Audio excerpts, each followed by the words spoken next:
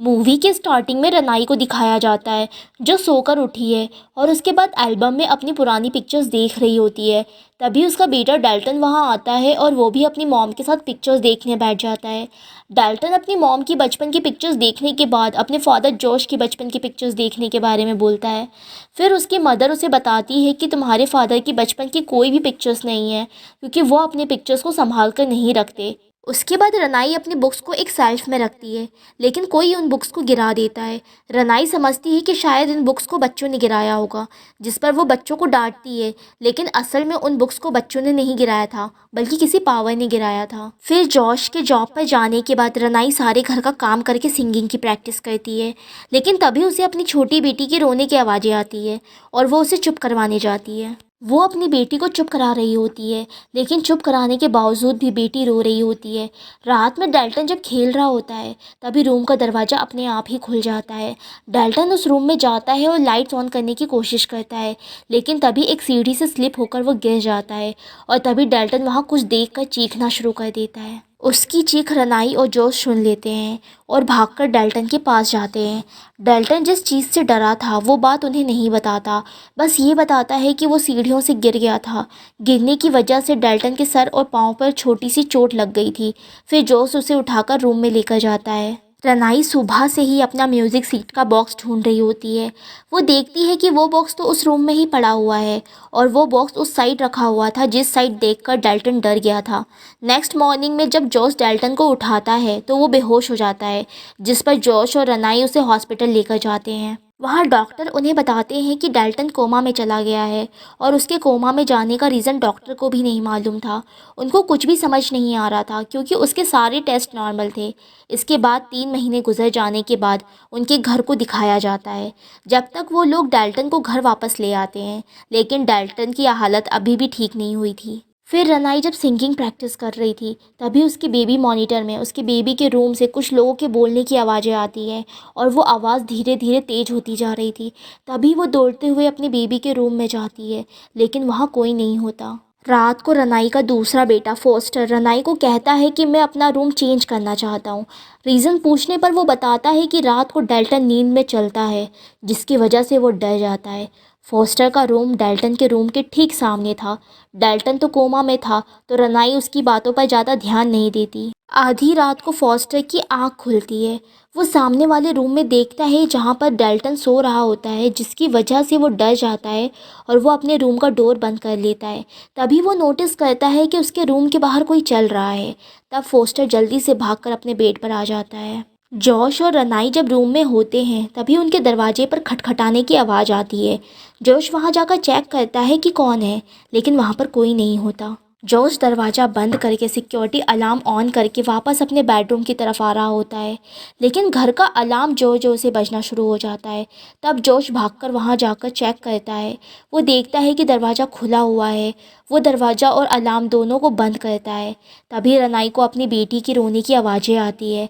रनाई जब अपनी बेटी के रूम में जाती है तब उसे वहाँ एक आदमी नज़र आता है, जिसे देखकर वो चिल्लाने लगती है और जोश को बुलाती है। तब जोश भागकर वहाँ पर आता है। वो बताती है कि उसकी बेटी के रूम में कोई आदमी था।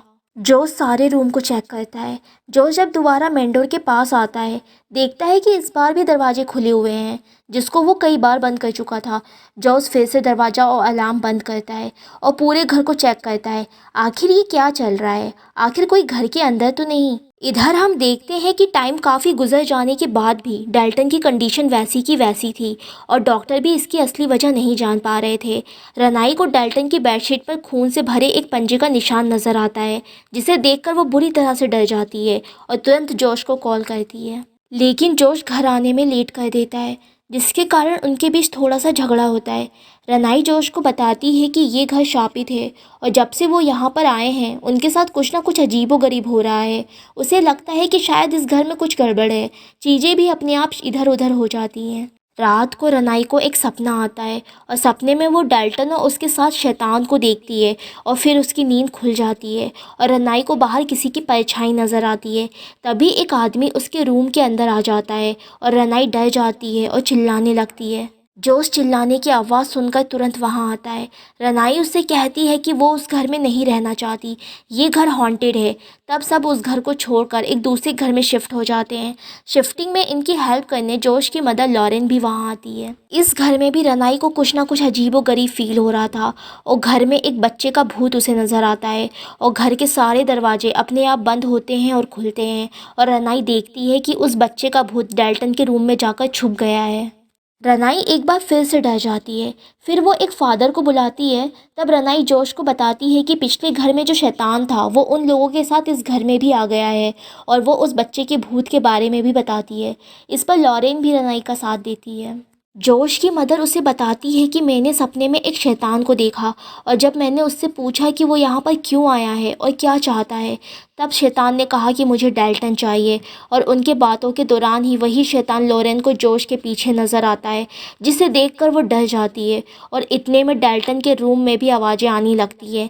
तब ये लोग भागकर उसके रूम में जाते हैं। तब वो देखते हैं कि उस रूम का सारा सामान बिखरा हुआ है, जैसे किसी ने उसे इधर उधर फेंका हो और डेल्टन अपने बेड से नीचे गिरा हुआ था। ये सब देखकर सब डर जाते हैं। फिर लॉरेन पैरानॉर्मल एक्टिविटी की स्पेशलिस्ट एलिस को बुलाती है। एलिस घर आती है और जब वो डेल्टन के रूम में जाती है तब उसे किसी शैतान के वहाँ होने का एहसास होता है। एलिस को वहाँ पर शैतान नज़र आता है और उसे ये भी पता चलता है कि वो सिर्फ डेल्टन के लिए यहाँ आया है। वो जोश और रनाई को बताती है कि डेल्टन कोमा में नहीं है। डेल्टन की आत्मा इस दुनिया को छोड़कर एक भूतों की दुनिया में फंस गई है, इसलिए घर बदलने से भी कोई फ़र्क नहीं पड़ा। डेल्टन को उस दुनिया में होने से सारे शैतान लोग उसकी तरफ आ रहे हैं ताकि उसे पॉजेस कर सके और वो शैतान कुछ लंबे समय से ये कोशिश कर रहे हैं। तब जोश डेल्टन के पास जाता है। उसे कहता है कि अगर तुम मुझे सुन सकते हो तो तुम मुझे कोई हिंट दो। तभी डेल्टन की बनाई हुई पेंटिंग में से एक पेज नीचे गिरता है। जोश उस पेज को उठा लेता है और उसकी नज़र बाकी पेंटिंग्स पर पड़ती है और उन ड्राइंग्स में से एक ड्राइंग शैतान की भी थी।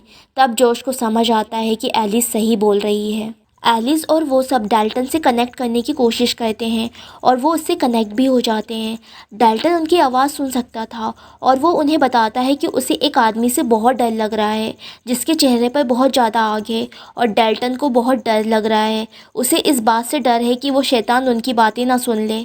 डेल्टन डरी हुई आवाज़ में कहता है कि उस शैतान ने हमारी बातें सुन ली है और डेल्टन बहुत बुरी तरह डर जाता है और तभी सबके साथ अजीबोगरीब चीज़ें होने लगती हैं और डेल्टन अपने बेड से उठकर इन लोगों के पास आ जाता है और डेल्टन के अंदर कुछ ऐसी पावर आ जाती है जिससे वो उन लोगों को इधर उधर फेंक देता है और साथ में वो चीज़ों को भी इधर उधर फेंकता है और तभी बाकी भूत भी वहाँ पर पहुँच जाते हैं और एक शैतान रनाई के काफ़ी पास आकर उसे डरा देता है। इस बार जोश उसे देख लेता है। जब जोश रनाई को बचाने की कोशिश करता है तब वो शैतान उसे दूर फेंक देता है और तभी एलिस उस शैतान को भगाने की कोशिश करती है।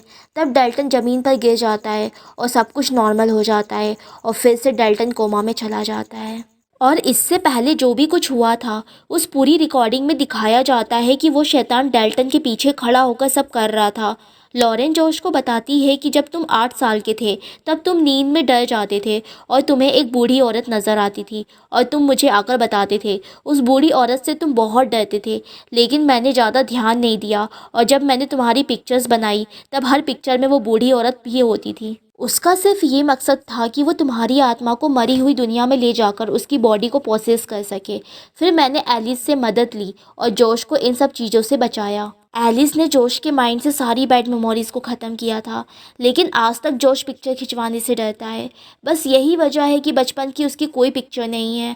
एलिस उससे कहती है कि अब जोश ही है जो डेल्टन को बचा सकता है और वो उन मरे हुए लोगों की दुनिया में जाकर डेल्टन को वहाँ से बचा कर ला सकता है। बस इस बात को ध्यान रखना कि वहाँ के लोगों को ये पता नहीं चलना चाहिए कि तुम इस दुनिया से गए हो, वरना वो लोग तुम्हारी बॉडी के ऊपर भी आ सकते हैं। और जॉर्ज दूसरी दुनिया में चला जाता है और डेल्टन को ढूंढता है। इसी दौरान वो बहुत सारे भूतों को देखता है। आगे जाकर वहीं पर उसे डेल्टन भी मिल जाता है, जिसके पाँव जंजीरों से बंधे थे। वो दोनों मिलते हैं और डेल्टन जॉर्ज को बताता है कि वहाँ पर एक शैतान है, उसी शैतान ने उसे यहाँ पर रखा हुआ है। जॉर्ज डेल्टन को जंजीरों से आज़ाद करता है। तभी वो शैतान जॉर्ज को देख लेता है। वो शैतान जॉर्ज पर अटैक कर देता है। जोश किसी तरह अपनी जान बचाकर डेल्टन को वहाँ से लेकर भागता है, लेकिन वहाँ से निकलना आसान नहीं था क्योंकि उनके चारों तरफ बहुत सारे भूत घेरे हुए थे। तभी रनाई जोश की हेल्प करने के लिए उसे आवाज़ें लगाती है। तभी जोश डेल्टन के साथ घर के अंदर आ जाता है और डेल्टन को घर के अंदर छोड़ देता है ताकि वो अपनी बॉडी के पास चला जाए। डेल्टन जैसे ही आगे जाता है और अपनी बॉडी को ढूंढता है, लेकिन तभी वहाँ पर वो शैतान आ जाता है और उसे रोकने की बहुत कोशिश करता है। तब डेल्टन भागता है और शैतान भी उसका पीछा करता है। डेल्टन भागकर अपनी बॉडी के पास आ जाता है। तभी दिखाया जाता है कि जोश को वो बूढ़ी औरत नज़र आती है जिसे वो बचपन में देखा करता था। जोश उसे चिल्लाते हुए उसे वहाँ से जाने को कहता है। वो कहता है कि तुम यहाँ से चले जाओ, मुझे अकेला छोड़ दो, मैं तुमसे नहीं डरता। तभी जोश और डेल्टन होश में आ जाते हैं और उन्हें देखकर सभी लोग बहुत खुश हो जाते हैं। अब एलिस और उसके साथी अपना सामान पैक करके जा रहे होते हैं। जब जोश और एलिस बातें कर रहे होते हैं और जोश अपनी पुरानी पिक्चर्स एलिस को वापस करता है। पिक्चर वापस लेने के दौरान एलिस जोश के हाथों को देखकर चौंक जाती है। फिर वो जोश की पिक्चर बनाती है। इस पर जोश बहुत भड़क जाता है और यहाँ पर हमें पता चलता है कि बूढ़ी औरत का घोस्ट जोश की बॉडी में आ चुका है और जोश की आत्मा दूसरी दुनिया में फंस चुकी है। वो एलिस पर अटैक कर देता है और उसका गला घोंटकर उसे मार देता है। और तभी रनाई एलिस की चीखने की आवाज़ सुन लेती है और वो उसे देखने जाती है। जब वो वहाँ जाती है तो एलिस को मरा हुआ देखकर डर जाती है और वो उसी कैमरे में जोश की फ़ोटो में बूढ़ी औरत के घोस्ट को देखती है, जिसे देखकर वो बहुत हैरान हो जाती है। इतने ही देर में उसके पीछे जोश आ जाता है। रनाई डर जाती है और तभी मूवी यहाँ पर ख़त्म हो जाती है। सो आई होप गाइज़ आपको ये एक्सप्लेनेशन पसंद आया होगा। Please subscribe my channel and take care of yourself. जल्द ही मिलते हैं नेक्स्ट वीडियो में।